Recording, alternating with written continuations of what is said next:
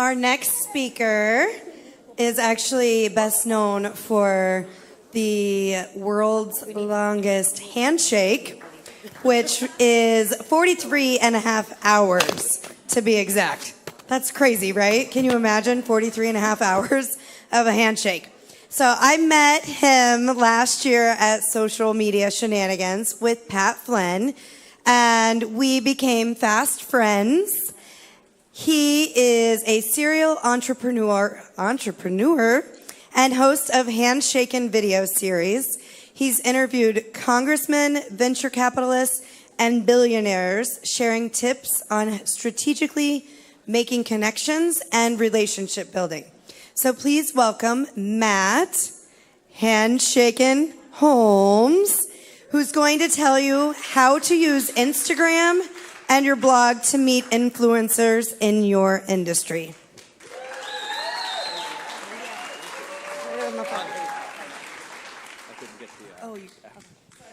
Social Media Day Denver. How you guys doing today?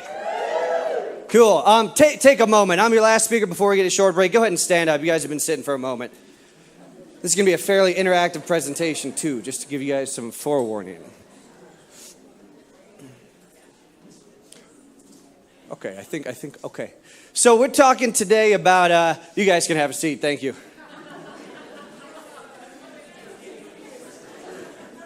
We are talking today about how to use your blog and Instagram to meet influencers.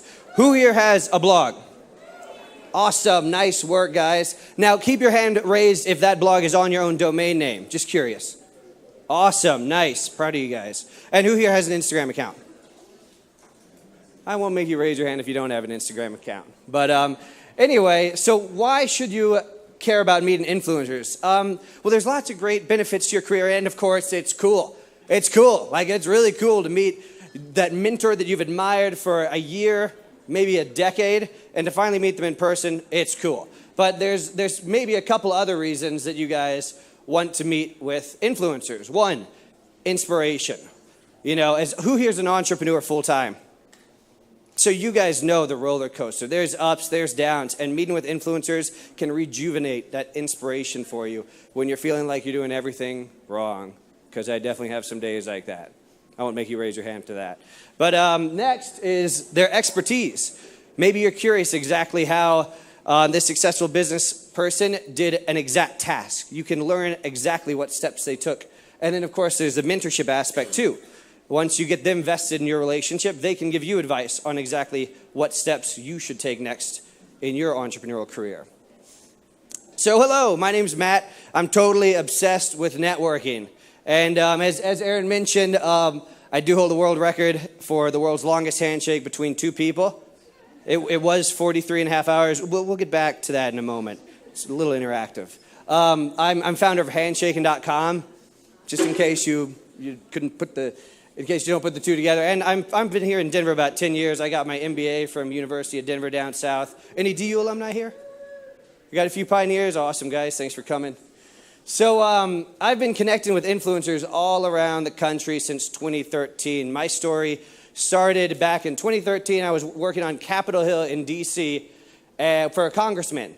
And it was amazing. There was all these famous politicians that you would just walk through the halls. I mean, there's only 10,000 people that work on Capitol Hill, but there's 350 million Americans.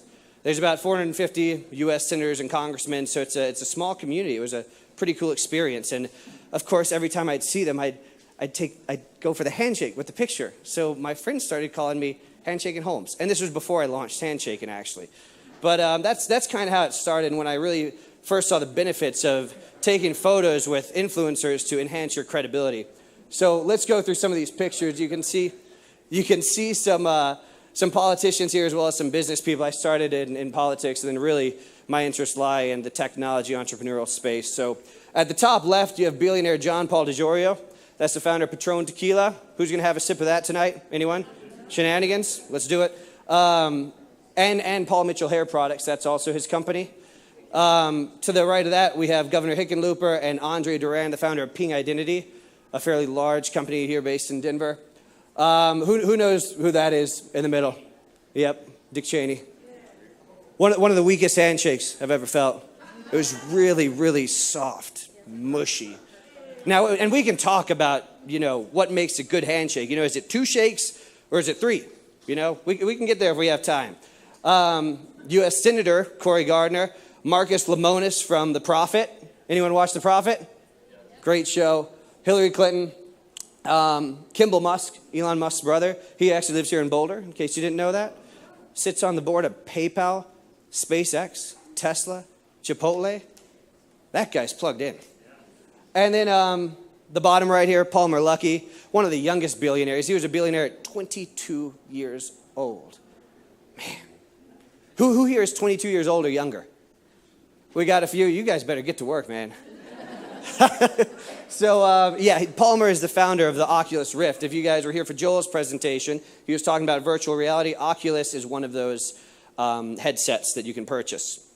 So, moving right along, present day, here are the stats. 1 world record, 60 handshaking videos. I chose to interview people on video in person. So, each of these people I got to meet in person, which was amazing, and then thousands of notable handshakes. Now, we're going to pause here for a moment, and I'm going to have you guys shake hands as if you're going to break the handshaking world record. So let's start with this row right here. If you two don't mind just shaking hands, go ahead and start. And you two right here. And rows, if you have odd numbers, I'm giving out free handshakes at the end, but let's go ahead. We got the second row right here. You two start handshaking. You two start handshaking. All right, keep this going. Everyone, we need everyone to do this. You're not getting out of this. Keep going. You two. You two. Set a timer for 1 minute. Don't stop. I'm just going to take a selfie while you guys are experiencing how long this takes.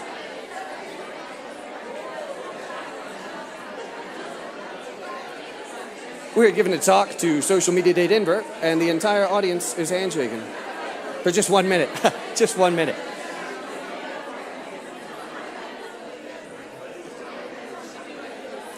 Wow, it's starting to feel like a while, isn't it?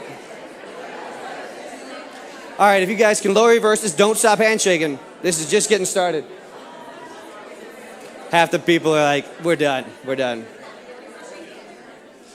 All right, that's good. That's almost a minute. So you guys can stop handshaking. Thank you for participating. That was about 45 seconds. And the timer stopped at 46 hours. That very long weekend, my friend Juan and I broke the world record. Juan's a fellow entrepreneur who had time that weekend. And everyone's first question, I already know you guys are thinking it because so many people have asked me. How did you go to the bathroom? How did you go pee-pee and poo-poo? Yep, get it out. So you do get 5-minute breaks according to the Guinness World Record guidelines. And of course, you think that's great because then you're like, it's easy, which I encourage you, go break it. Go break it if you think you can. I'll come and give you a personal handshake. But it's actually not, because then it's a challenge of who can stay awake the longest. I was awake a total of 50 hours straight. Never again. Like, let's pick a world record where it gets you killed or not in 5 seconds and it's over. That was a long weekend, you guys. So, we started Friday at 11 a.m. and started handshaking. And we were 4 hours into it. 4 hours. And people started showing up. And then they left. And then we had, eventually we had dinner that day. People came back, and we had a sponsor. Zephyr Brewing is a local brewery that sponsored us that first evening. And people came and had beer, had some more beers, went home. We're still there, handshaking. We had 2 people help us through the first night, which was pretty brutal. It was pretty tough staying up all night, and you got your hands glued to each other. And then, people who had our beer the last night woke up and came and said hi on their way to whatever they were doing on Saturday. And we're still there. Full energy, because we did this. We only did 4 energy drinks throughout at least I did. I think Juan had a few more. One too many. But the second night was pretty brutal. And by approaching the 46th hour, which is when we stopped before we deducted those 5-minute breaks, remember, to hit the 43 and a half hours, which we hold the record at now, our hands were in pain. It was brutal. It was because your hand is crunched the whole time. And you can't stop shaking. Now, a lot of people ask, did you duct tape your hands together? Could you take turns falling asleep? No. You're not allowed to fall asleep. You're not allowed to duct tape your hands, and the hands must keep moving.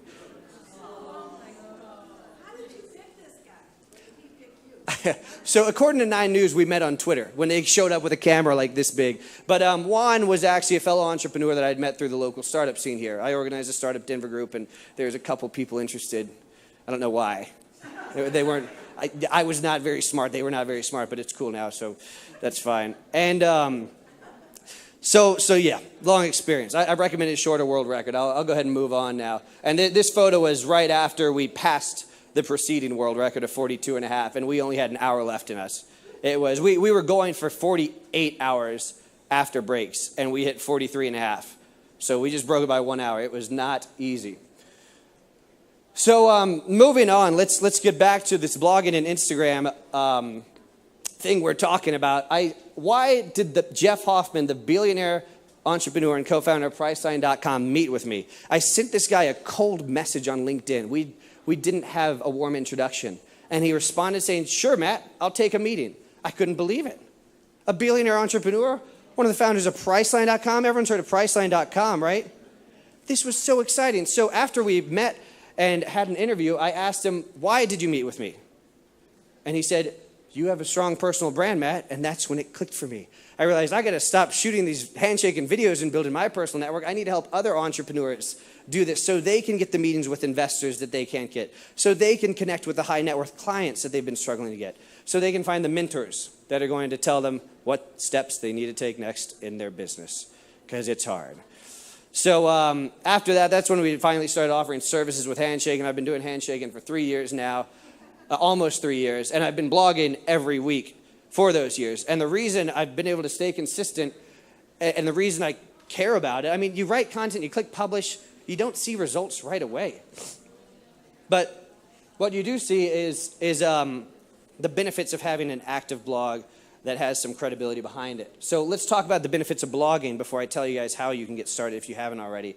It's a great long-term strategy. With a blog, you're buying your own domain name, and your goal is to get people from other places like Facebook and Instagram, Google AdWords, get them over to your website, get them onto that real estate, that online real estate that you own. Because if you're publishing your blog on LinkedIn or Medium, that's not your real estate. That's LinkedIn or Medium's real estate, and they own the email addresses, and they own the data, and they even own your original content that you put your heart and soul into creating. So obviously I'm a fan of this strategy, but it does take a little bit more work than just starting an interview series on something like Instagram. The last benefit, you're building an audience by delivering value. You're starting to build trust like so many of the other speakers today have done, and that allows you to really, who's heard the term growth hacking? A few? So growth hacking is using innovative techniques to really hack your way into getting a ton of online exposure. And I like to call this growth networking. In today's age, it's not one-to-one connecting, it's one-to-all. It's about the message you project. So this is starting an interview series, blogging, using Instagram to connect with people. Think of that as growth networking. So benefits of Instagram, now of course I recommend all of you do both, but it takes a lot of work. As Joel and Mia both mentioned, it takes a lot of time to post correctly on each platform, take the time to curate your original content. SEO comes into play, search engine optimization, for those not familiar, and that's a whole other complicated thing. But we won't go into that. And if you guys have questions, by the way, I will take questions throughout this. But yeah, Instagram, it's a great get started today. Go and take a picture with Keynote Joel Com, tag him on Instagram, ask him one question, and in the description, say, I asked Joel Com this, and that's how you get started. Once you have a dozen interviews or so, you'll really start to see the benefits of people that will respond to your messages.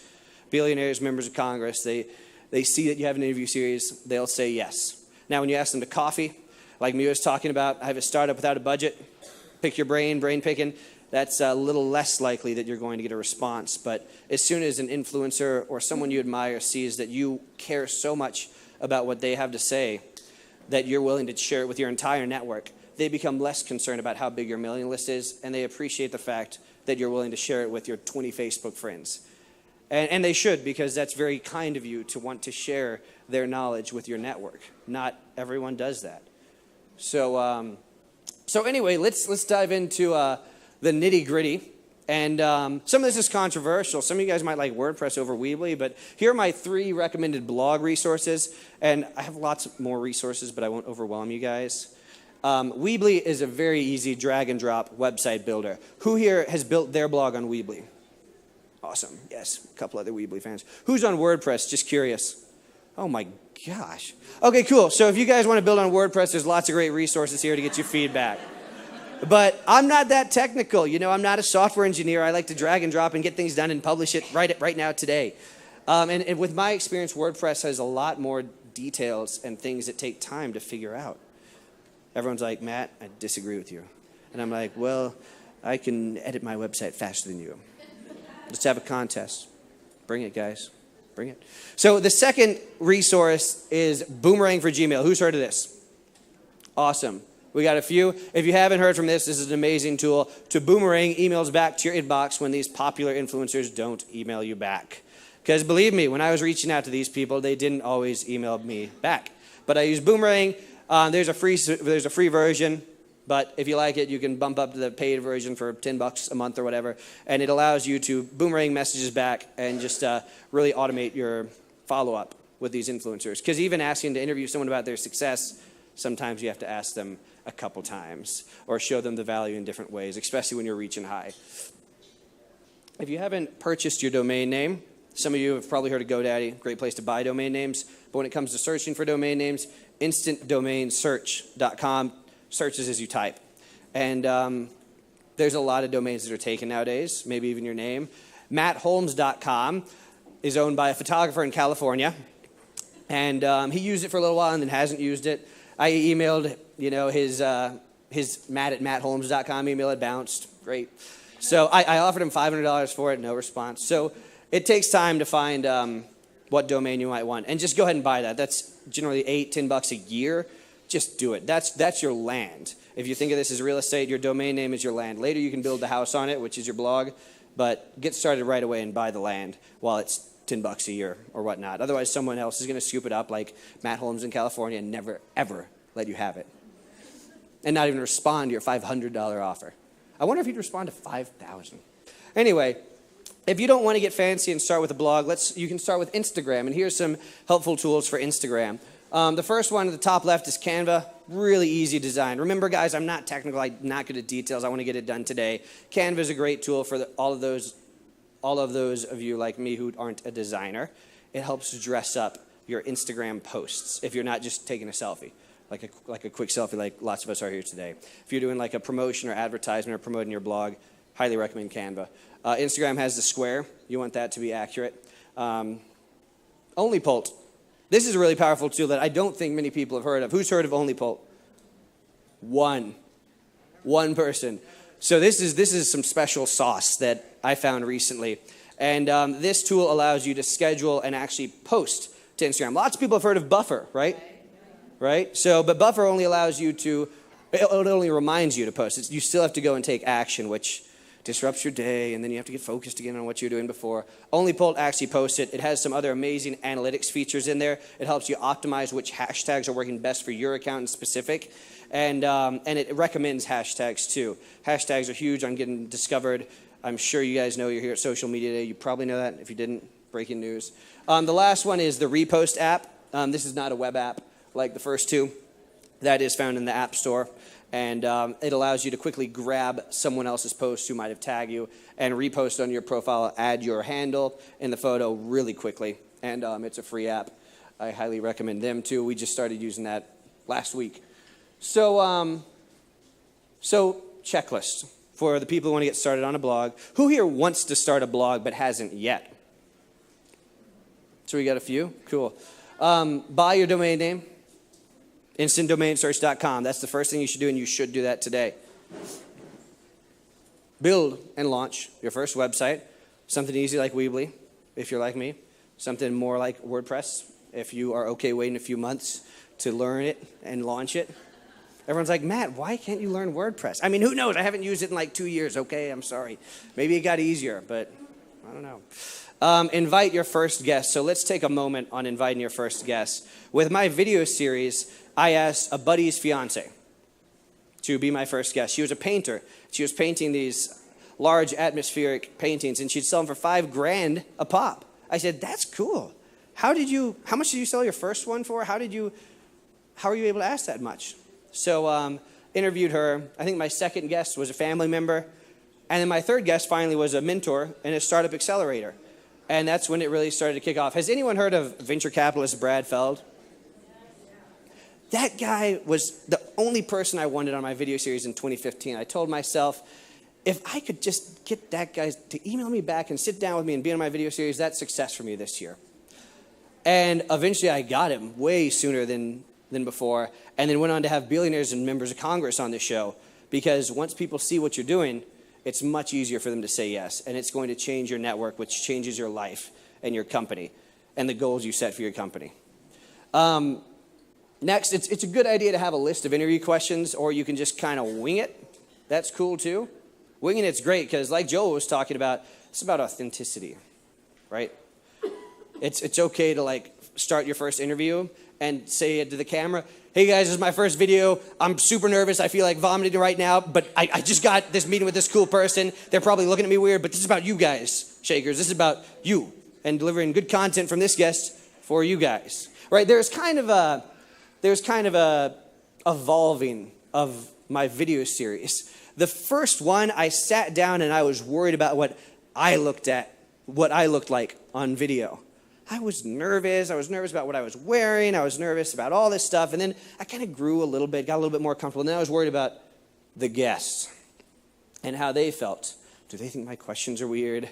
What if I take 6 weeks, 7 weeks to post this interview? Are they going to worry that I took too long?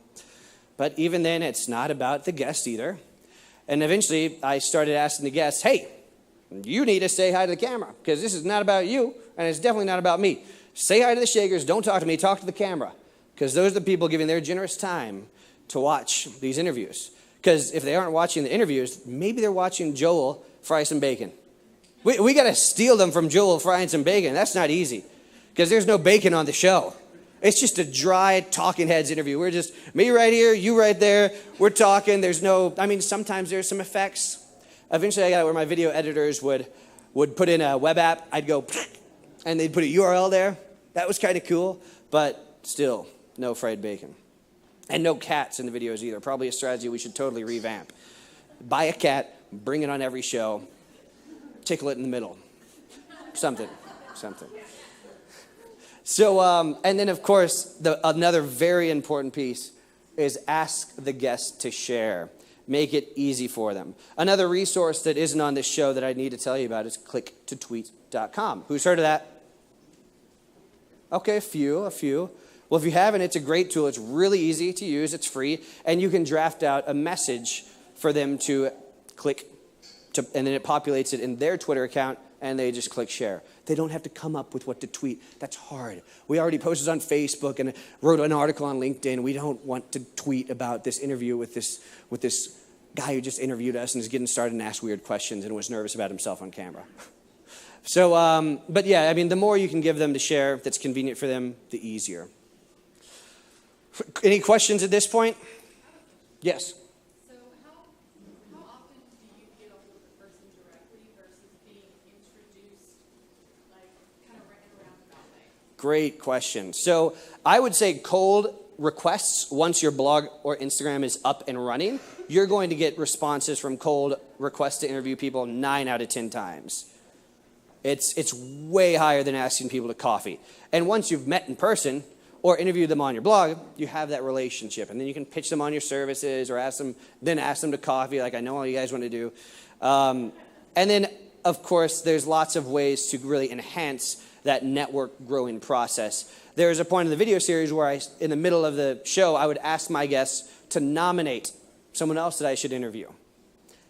And then I made sure to do that on camera too, because now they want their network to look good. So if you ask them to nominate someone on camera, they're going to say, oh, Bill Gates, totally. I'll get you his email. Okay, that hasn't happened. I haven't met Bill Gates yet. But someone nominate him, please. So that's a way. And then, of course, once people see it, lots of people will have ideas for you and refer you to people you never dreamed of meeting. Other questions? Who here has interviewed people on video? Awesome, guys. Keep it up. How about a podcast? About the same amount? Cool. And then who here is interviewed strictly on just your blog via email? That's the easiest way yet. You guys who already have blogs, you should start reaching out to your top people and ask to interview them just via email questions. Or get an in-person meeting if you can. But for example, the founder of Ibotta, have you guys heard of Ibotta? That's another local Denver startup. I think they have like 300 some employees. And I could not get this guy to sit down with me. But he was willing to answer questions via email. So kind of think of it that way. The easiest way is start with just email-based questions. That's good. But interviewing them on a podcast is kind of the next level. Take it from text to audio. That's good because you have their full attention. They're probably not going to be texting and being distracted. They're going to be paying attention to you. That'll build a relationship a little faster. And then, of course, video.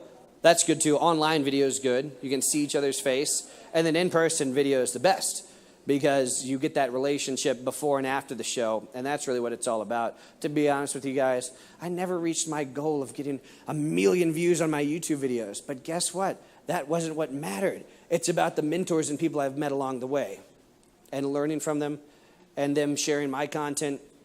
And that's really what'll get you where you're going more than 1 million views. Because what do views matter if they don't convert? What does a video series even matter if you don't have something to sell? So, like Mia was talking about, I think I'm going to misquote it, but it's super popular and super broke, right? You got to eventually find a way to plug in your content marketing into your business so that they align, so you can afford to keep doing this cool stuff because it's cool. Oh my gosh, so great story. I got to share with you guys. I'm a contributor on Entrepreneur, and a PR firm referred me to Keala Kanai. Who's heard of him?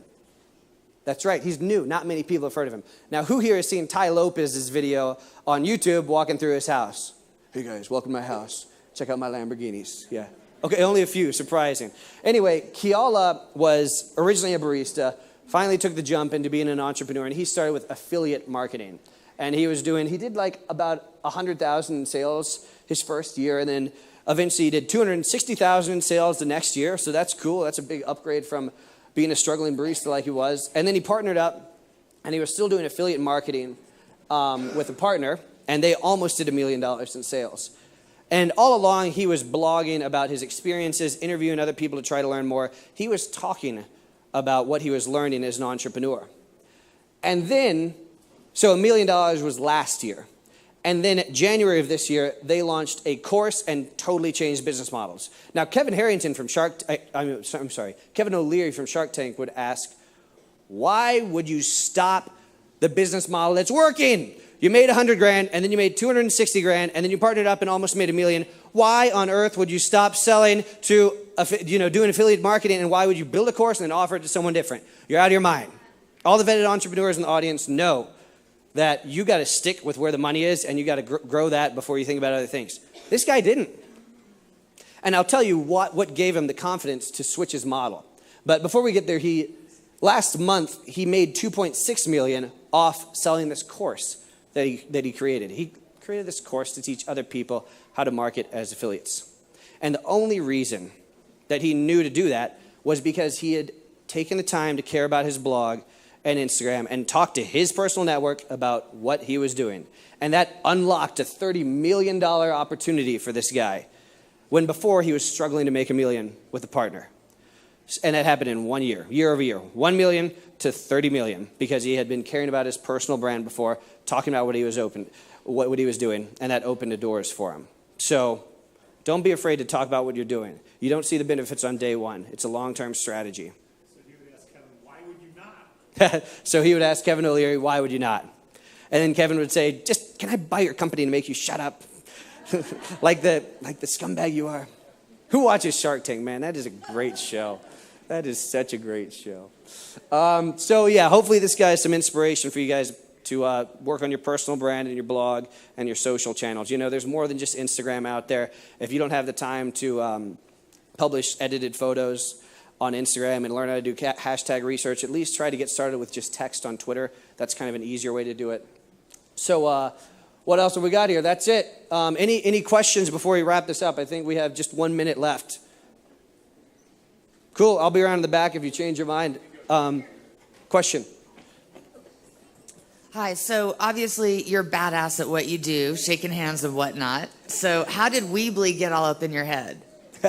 I got Weebly up in my head probably 7 or 8 years ago building my first website. Okay. And we also build personal websites for clients who want something easy to work with. Yeah. And Weebly, with my experience, is easier for these busy entrepreneurs to build a website on than WordPress. Do you remember how you first learned about them? About Weebly? Yeah. It's probably coming up on a decade, so I'm not sure. Right? But You don't maybe a remember. web search. I think it was a web search. What would it take for you to think about a different company with a DIY website builder that's going to blow your mind? That I'm not going to say who it is. Well, I also recommend there's Wix and Squarespace out there that are pretty popular. Okay, we're going to talk later. We'll take this up afterwards. Wix and Squarespace, if you guys don't like Weebly for some reason. Maybe you don't like me and you don't like Weebly. Okay, time for one more question. Otherwise, I'll be in the back. When you do outreach to an entrepreneur, do you think about like their geographic location? So like if someone's really far away, like in a different state, you're going to fly over to interview them? Yeah, great question. So I've totally flown to New York and DC and around to interview people. I usually try to pack in the trips together because when I was doing the video series, I was not making money. I was just burning through some real estate cash I had come across. So yeah, that's definitely a factor, and I've definitely had most of my guests in Denver because this is where I live. So yeah, you got to be conscious of that. But then again, there's online face video, especially what Joel was talking about with Be Live. You can do it live. Amazing tools out there for you guys. I've already published my first ebook. You can find it at handshakebook.com, and I'm working on another one right now. All right, thank you guys very much.